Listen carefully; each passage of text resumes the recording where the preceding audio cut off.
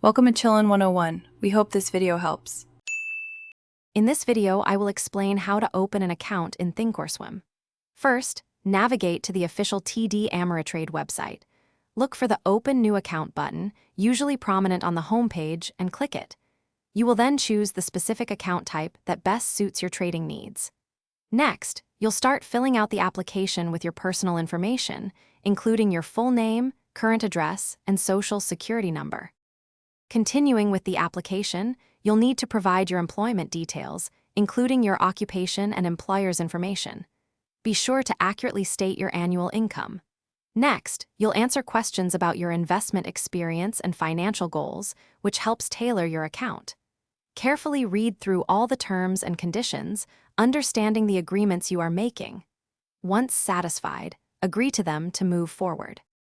After submitting your application, the next crucial step is funding your new account. You have several convenient options, such as an electronic bank transfer, mailing a check, or initiating a transfer from another brokerage.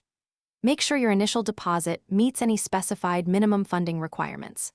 Finally, you will need to verify your identity by securely uploading necessary documents, like a valid driver's license or passport, to complete the process.